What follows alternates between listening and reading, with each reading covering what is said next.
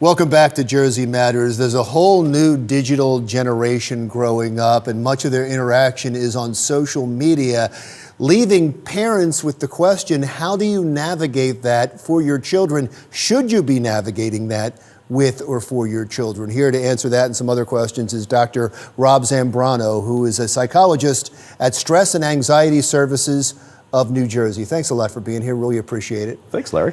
What are some of the perils of social media when it comes to teenagers and parenting?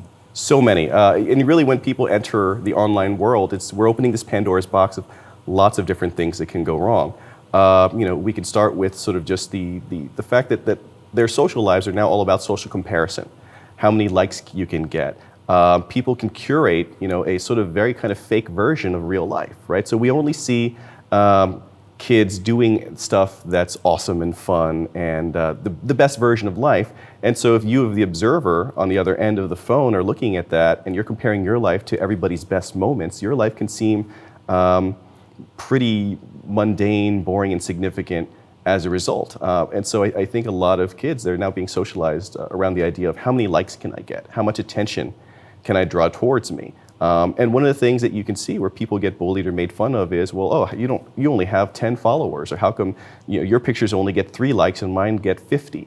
And so it's really hard for kids to compete with that, and so they're trying their best to create this curated life. Which to you and I are false values of success, but to them it's extremely important because it's the only measure that's matters. Become their whole world. Before we start a conversation about what parents should look for and about the pitfalls, because I think people deal with that all the time, I just want to step back for a second. Sure. Because it's not going away. And there is some positive aspects of it too, isn't there? Absolutely.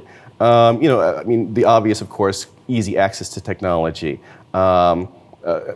Information, right? The ability to sort of go online and learn so many things at your fingertips, right? And socialization, the socialization's not bad to a point. In and of itself, not bad, but I think there's some drawbacks of if your socialization is online only, right? So in person, we can get feedback by looking at somebody in the eye, right? So if I make a joke and it falls dead or if it's inappropriate, I'm going to see something in your body language that tells me, oh, I shouldn't have said that, right? Whereas online, that not only do you not get that instant feedback, but also now it's out there in the world. And there's also this false courage of anonymity, or even Oh, yeah. even without anonymity, just you'd say things online that you wouldn't normally say in person because you have to face the person. Absolutely. Which lends itself to the cyberbullying that you were talking about. But on top of that, then it bleeds over into real life in that you're seeing kids who are starting to lack empathy, right? Because if their main social outlet is a world where you say things anonymously, you may lose that filter that we get when we sort of operate in real life. Now let's get to the important stuff. Sure. What parents really and grandparents are looking for.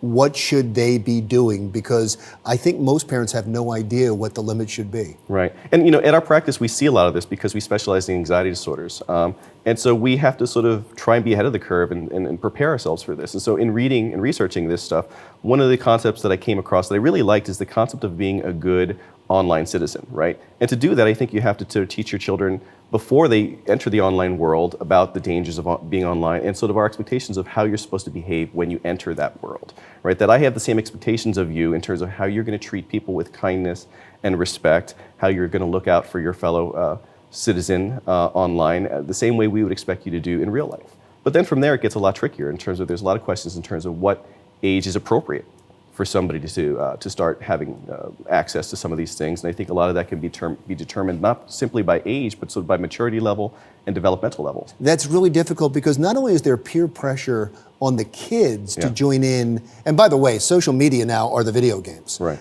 Because they interact. Yeah. But to not play these video games because all the other kids are.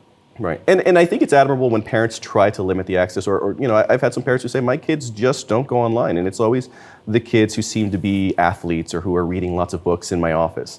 But it's inevitable that at some point this is going to become some part of their lives, and I think to deny that is not preparing somebody for that. And so as they enter the world, again, I think parents should have access to people's online libraries to know, okay, what sites are you on? Let's talk about the things that you're seeing online. That to know, I don't think it's the worst thing in the world for kids to know that we're monitoring this. Is it possible at all that it's just the world we're used to? and the world is changing and we're trying to hold on to the world we once had and not accept that there's this big change that the kids are in front of us on? Right, and I think that non-acceptance would be at the child's peril, at the family's peril. That you're right, that we have to accept that this isn't something we can avoid. It's kind of a new thing that we're all trying to figure out on the fly. 10 years ago, much of this didn't exist. There was a study that was recently published by the Journal of Abnormal Psychology that said, between the years 2009 2017, depression rates amongst teenagers rose 60%. Suicide rates rose as well. Right now, we can't directly attribute that to social media, but what we would say is that's around the time where social media became ubiquitous. So we have to be aware of the dangers of social media. No, that's a great point. So how much control should a parent have?